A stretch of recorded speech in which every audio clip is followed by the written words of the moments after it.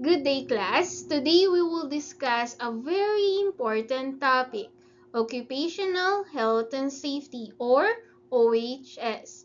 This lesson will help us understand how to protect ourselves from accidents and injuries, especially when working with computers and others ICT equipment. Remember, being skilled is important, but being safe is even more important. OHS stands for Occupational Health Safety. It refers to the laws, policies, and practices that are designed to protect the health, safety, and welfare of everyone in the workplace. In simpler terms, OHS ensures that our working environment is safe, whether it is important laboratory, an office, or a construction site. It helps prevent accidents, injuries, and illness by promoting proper procedures and safety habits. Example class. For example, in our computer laboratory, OHS means making sure all cables are properly arranged to prevent trippings, using personal protective equipment like anti-static straps, following the rules sa ICT lab, about not eating or drinking near computers. All of these are parts of maintaining a safe and a working environment. Let's go through some key precautions. Personal safety while working with PCs. The following are some safety precautions to take before working with any computer devices. Before doing anything in the computer laboratory, always listen carefully, right?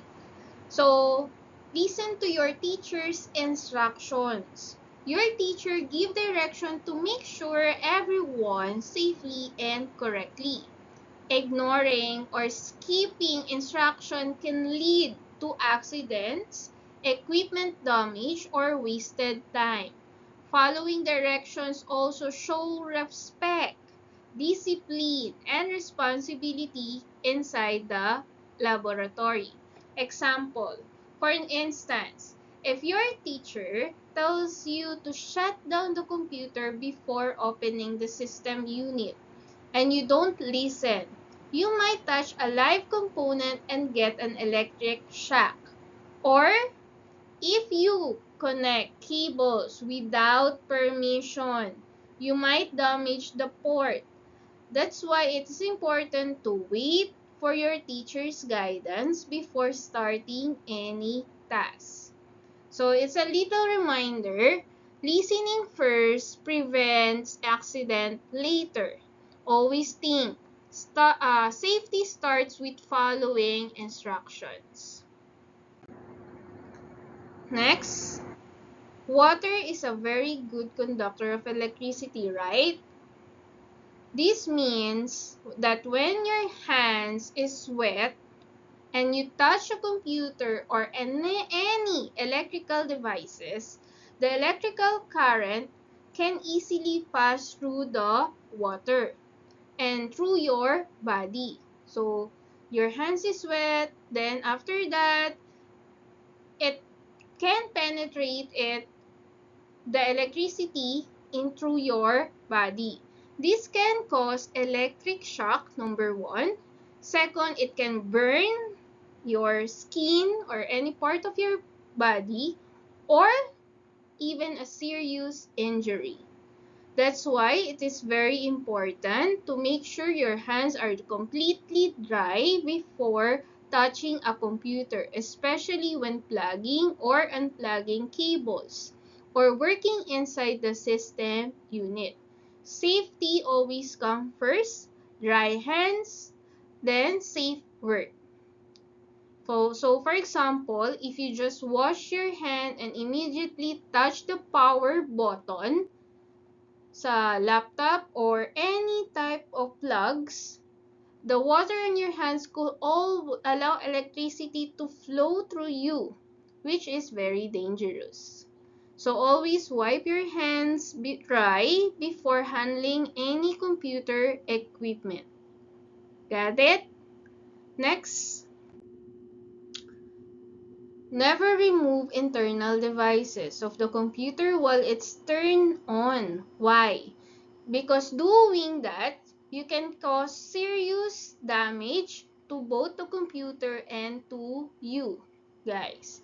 When the computer is running, electricity is flowing through its components like a hard drive, RAM, and motherboard.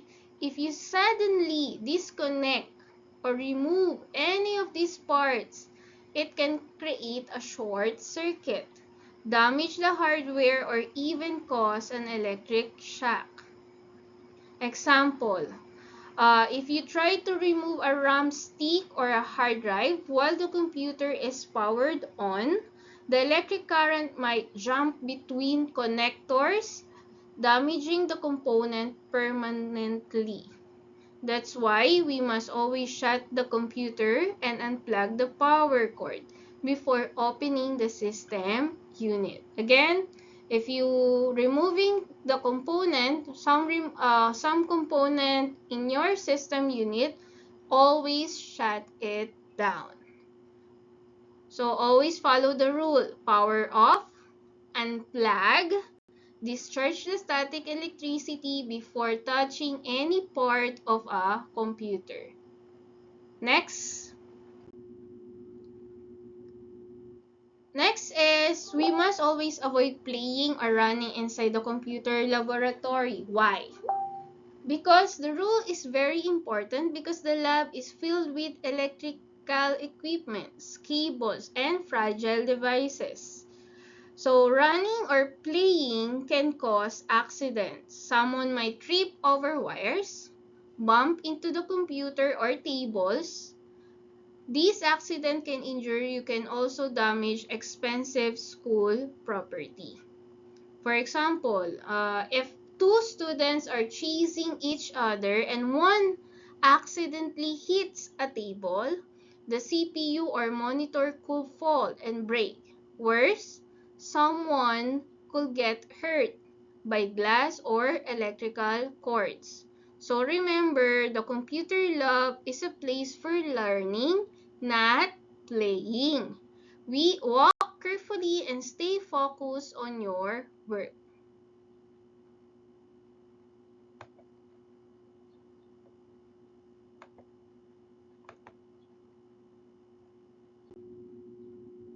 Next, always wear personal protective equipment. Why? When working with computers or any electrical devices, PPE helps us protect us from injuries and accidents that may occur while handling the tools or electronic parts. For example, a coverall protects our clothes and skin from dust and sharp objects. Shoes shoes with rubber soles prevent electric shocks. An anti-static wrist strap protects computer components from static electricity that can damage them. So always, we need to always wear our PPE if it's needed.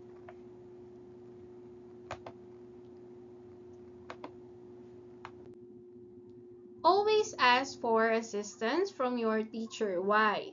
So when dealing with computer devices, especially if you're not sure what to do, computers have delicate parts and electrical connection that can be easily damaged or cause harm if handled incorrectly.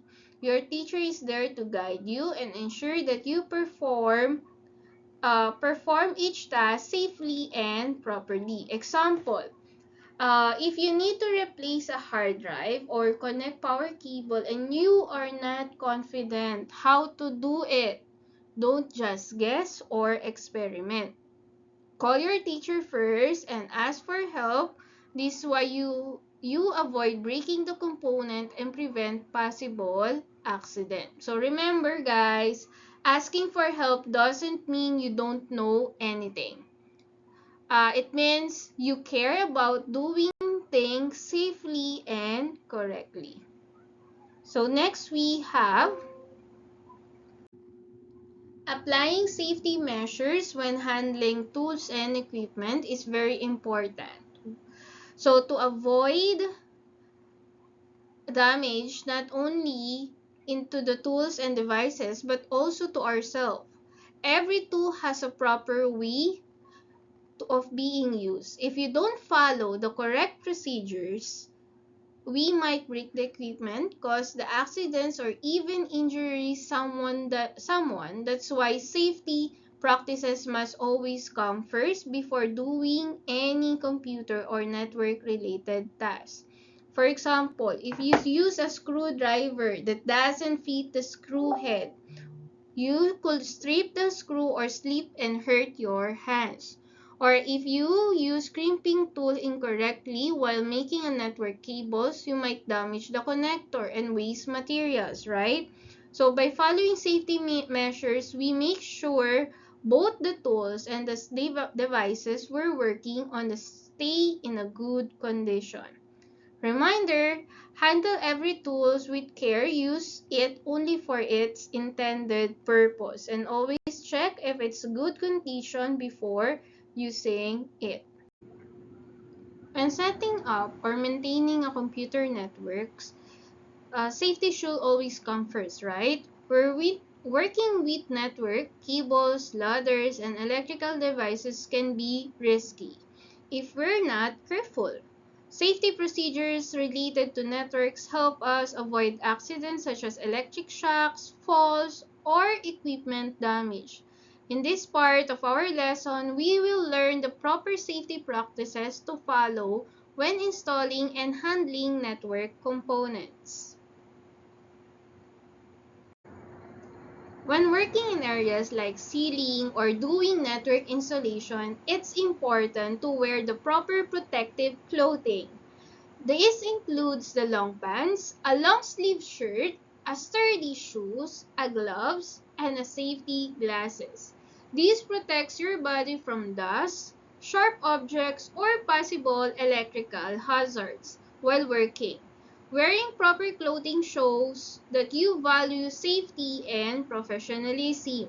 For example, if you are installing a network cables above the ceiling, your long sleeves and gloves can protect you from scratches or insulation materials. Your sturdy shoes help you to stay balanced on the ladder, and your safety glasses shield your eyes from falling debris or dust. Before going up, you should also ask if there's any obstacles, like if there's a live wires, pipes, or low beams, so you can plan your movement and stay safe. Reminder, dress for safety before you start any task. The right clothing and awareness can prevent accidents and make your work easier and safer. Now, let's talk about safety precaution when using a ladder. When we install a network cables or work on a ceiling areas, we often need to use ladder. Although it looks simple, right? Using a ladder can be dangerous if we're not careful. Many accidents happen because people climb without checking if the ladder is stable or if the area is clear. That's why it is important to follow safety rules, such as wearing proper shoes, checking the ladder condition, and making sure someone is there to assist you. These small precautions can prevent serious injuries and ensure that the job done is safely. Before using a ladder, always read the labels and follow any safety instruction written on it. These labels usually include important information such as the limit, ladder's weight limit, proper angle for use, and safety warnings. Ignoring these instructions can lead to accidents like slipping, bending, or breaking of the ladder. For example, if the label says the ladder can only support up to 100 kilograms and two people climb it together, it might collapse, right? So, or if says the ladder must be placed at a specific angle and you set it too steep, it could easily tip over. By reading and following the instructions, you make sure the ladder is used safely and correctly. Next, we have never ever stand on the top rung of the ladder because it's very unsafe. The higher you go, the less balance and stability you have. The top rung is not designed for standing, guys. It is meant to help you balance your hands. So not your feet. If you stand there, even a small movement could cause the ladder to wobble or tip over, leading to a serious fall. For example, when installing a network cable near the ceiling, some students try to reach a little higher by stepping on the top rung. So that's very dangerous because you have nothing to hold on to for the balance. Instead, use a taller ladder or ask someone to assist you so you can work safely. Reminder, it is better to be safe and take your time than to take a risky shortcut that could cause an accident. Next, make sure that people in the area know you will be working there. This helps prevent accidents because others can stay alert and avoid walking or passing near your workspace. Communication is a key of safety. It protects both you and the people around you. For example, if you are installing a network cable and you don't inform your classmates, someone might accidentally bump into the ladder while passing by. But if you tell them they can keep a safe distance until you're done. You can even place a sign or a barrier to mark the area. Safety is a team effort. Always keep others informed when you're working, especially in a shared space.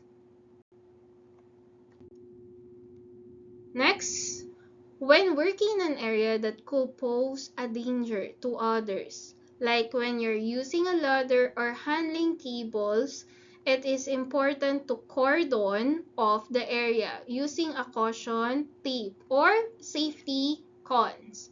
These help mark your workspace and warns others not to enter or pass through the area. It's a simple but effective way to prevent accidents. Example, if you're installing a cables above a hallway and someone walks underneath the ladder without knowing, they could get you, they could get hurt if something falls.